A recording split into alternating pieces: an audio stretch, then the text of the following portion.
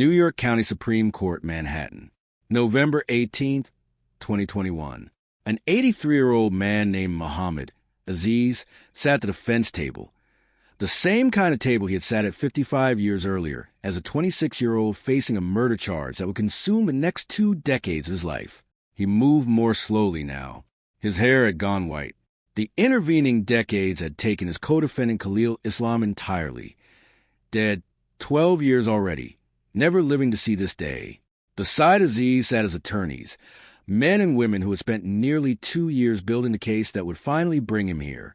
Behind him sat his family, children, grandchildren, people who had grown up visiting him in prison, who had only ever known him as a man fighting to prove something the truth had always known. Some of them held each other's hands. Some sat with particular stillness of people who had waited so long for this moment that they could not yet let themselves believe it was real. Judge Ellen Bibbin looked down from the bench. The courtroom was silent in the particular way courtrooms go silent, when everyone present understands that what happens in the next few minutes will either confirm or finally correct a wound that has been open for more than half a century. Judge Bibbin spoke. She vacated the convictions. She dismissed the charges. She said words that would be quoted in newspapers around the world the next morning. I regret that this court cannot undo the serious miscarriage of justice. Muhammad Aziz, formerly known as Norman 3X Butler, was no longer a convicted murderer. He had not been a murderer for 56 years. What changed everything was not a single document, but an entire archive of evidence collected at the time of Malcolm X's assassination. Files, reports, and witness statements gathered by the FBI and NYPD in the immediate aftermath of his death, evidence that sat sealed in government cabinets for 56 years before it was finally forced into the light. This is the story of what was found, what was buried, and what happened when the truth finally reached the courtroom. To understand why this case file mattered so profoundly, you have to return to February 21st, 1965, the day Malcolm X was assassinated at the Audubon Ballroom in Washington Heights. 3 men were charged with his murder. Mujahid Abdul Halim, known then as Talmadge Hair, was captured at the scene after being shot in the leg by a member of the crowd as he tried to flee. He had a loaded .45 caliber pistol and ammunition in his pocket. There was no question of his involvement. He was there, he was armed, he was caught. The other 2 men charged were Muhammad Aziz, known then as Norman 3X Butler, and Khalil Islam, known then as Thomas 15X Johnson. Both were members of the Nation of Islam's Harlem Mosque, the organization Malcolm had broken from less than a year earlier.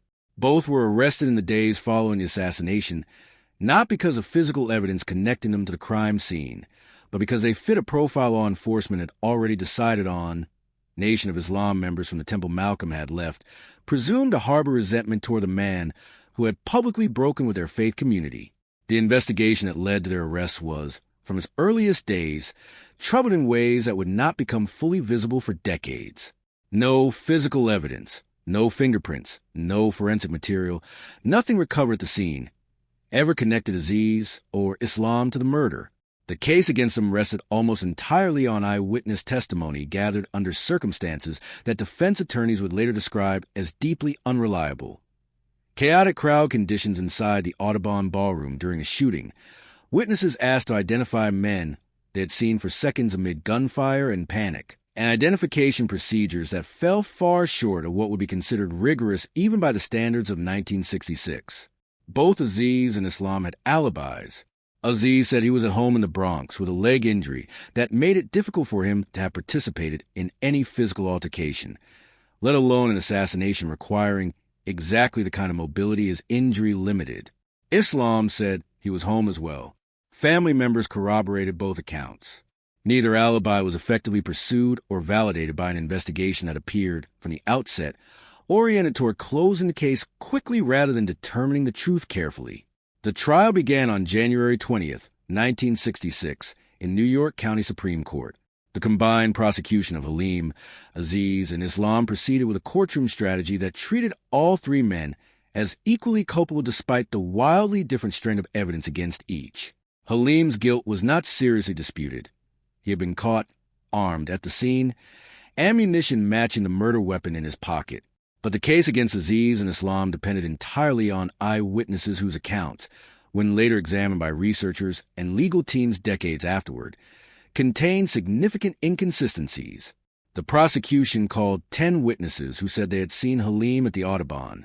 Of those 10, only 6 also claimed to have seen Aziz, and only 4 claimed to have seen Islam. Their account of how events unfolded varied considerably from witness to witness. Some who claimed to identify Aziz or Islam had given substantially different descriptions in earlier statements to police in the immediate aftermath of the shooting, descriptions that shifted over the following weeks in ways defense attorneys would later argue reflected suggestion and pressure rather than genuine recollection. The chaos of the crime scene itself worked against reliable identification.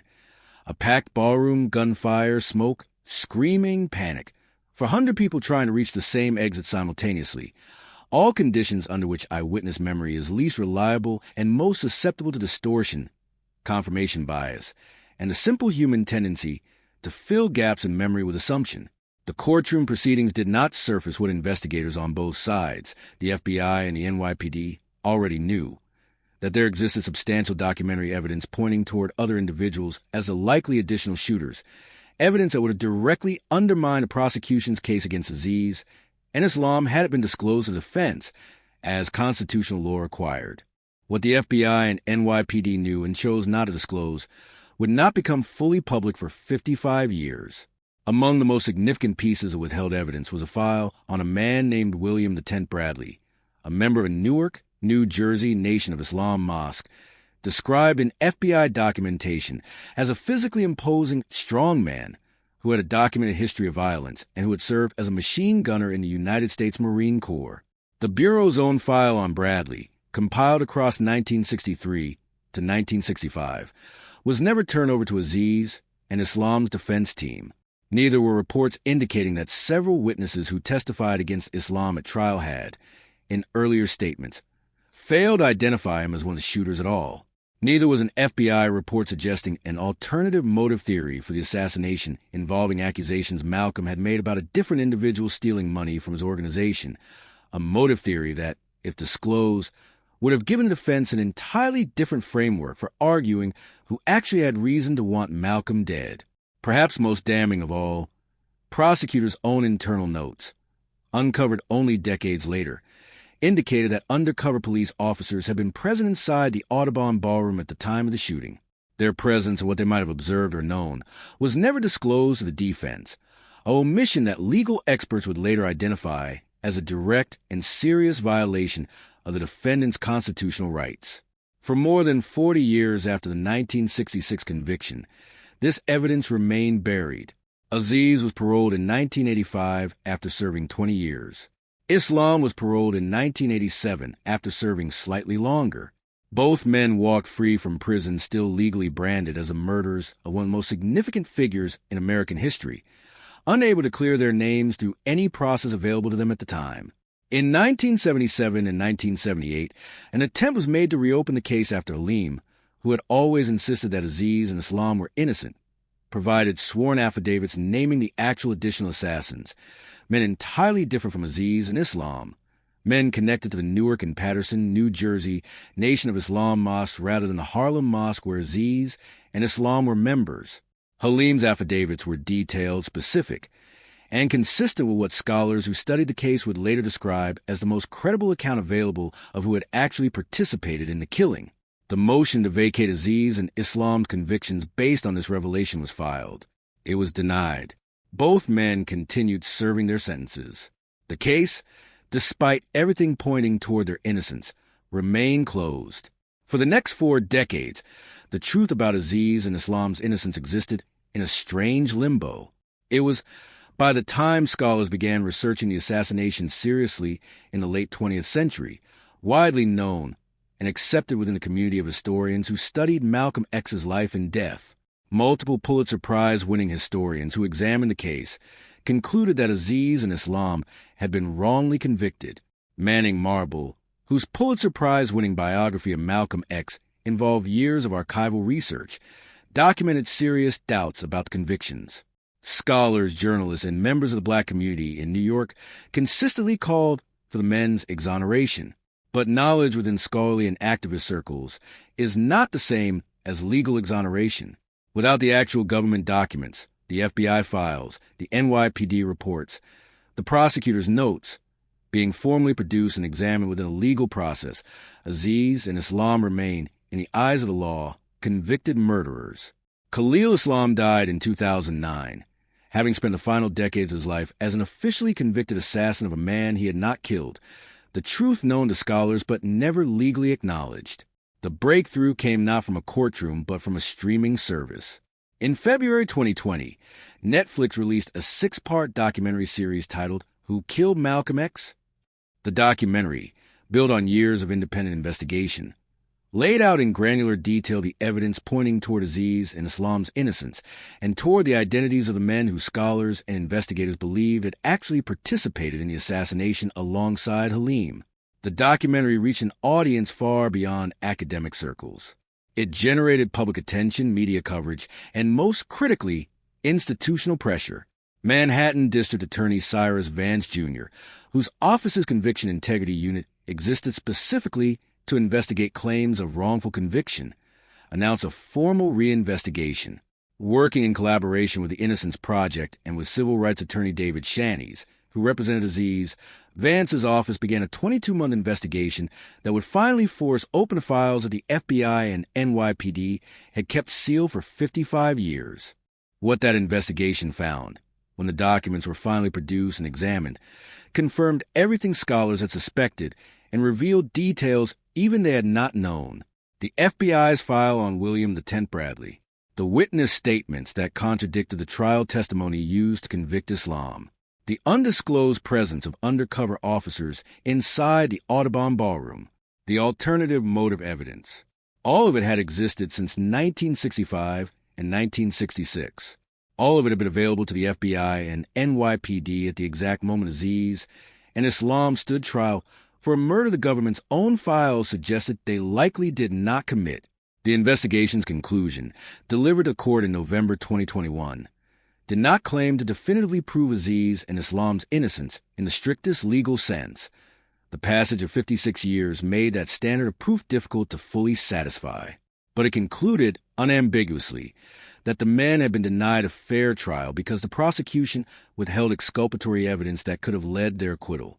Vance stated plainly in the November 2021 hearing, many of those documents were exculpatory. None of them were disclosed to the defense. On November 18, 2021, the convictions were vacated. The charges were dismissed. After 56 years, the case file the government had kept closed was finally completely open. Muhammad Aziz stood in that Manhattan courtroom in November 2021 and spoke words that captured the particular, unrepayable nature of what had been taken from him. "I'm an 83-year-old man who was victimized by the criminal justice system," he said. He did not describe relief exactly. He described something closer to a recognition, arriving decades too late to undo its damage. He had spent 20 years in prison. He had spent nearly 36 more years on parole, legally marked as a murderer, unable to fully reclaim the life that had been interrupted at 26 years old when officers arrested him in his Bronx home. His co-defendant, Khalil Islam, had died 12 years before the exoneration arrived, having lived his entire adult life and died still legally classified as one of Malcolm X's killers. The documents that would have cleared him existed the entire time. They sat in government files, accessible to the agencies that held them, hidden from the one process, a fair trial, that could have used them to prevent a wrongful conviction in the first place. In the years following the 2021 exoneration, the implications continued to unfold. In 2022, the state of New York agreed to pay $26 million to settle lawsuits filed on behalf of Aziz and Islam's estate, formal financial acknowledgement of decades stolen by government misconduct. Aziz subsequently filed a lawsuit against the federal government itself, seeking $40 million in additional compensation, alleging that FBI officials, including the lawsuit claimed former Director J. Edgar Hoover personally, had engaged in acts of corruption that diverted blame away from the men the Bureau did not want prosecuted, whoever those men actually were and whatever the Bureau's reasons for protecting them. Malcolm X's own family filed a $100 million wrongful death lawsuit against the NYPD and federal agencies, alleging that exculpatory evidence had been fraudulently concealed not just from Aziz and Islam's defense, but from Malcolm's own family, who had spent 56 years not knowing the full truth about who killed their husband and father, and why the agencies that knew the most chose silence instead of disclosure. The deepest question raised by the unsealing of that case file extends beyond the guilt or innocence of two specific men. Profound as that question was for Aziz, for Islam's surviving family, and for everyone who loved him. It extends to what the FBI and NYPD's decision to withhold this evidence reveals about the broader relationship between the government and Malcolm X in the final year of his life. The same agencies that had surveilled him, infiltrated his organization, and watched the escalating threats against him the weeks before his death were the same agencies that, immediately after his assassination, possessed documents suggesting the actual identities of additional assassins and chose, for reasons never fully explained, to let two innocent men serve decades in prison instead of pursuing the evidence to its conclusion. Zahir Ali, a scholar who worked extensively on Columbia University's Malcolm X project, articulated a question that remains unanswered even after the exonerations. We don't have an answer from the FBI about the tens of thousands of pages of redacted documents and files they have on Malcolm and on the Nation of Islam. The case file that took 56 years to open turned out to contain a partial truth. There remain, in government archives, files still sealed, still redacted, still unexamined by the public record. The story of what those documents contain has not yet been told. But the story of what happened when one set of them was finally forced into light, when Muhammad Aziz, 83 years old, finally heard a judge say the word vacated, proves that the truth, however long it is buried, does not disappear. It waits, and sometimes after 56 years, it finds its way back into a courtroom, and a man who lost his 20s and his 30s and most of everything in between finally hears the words he had been owed since 1966.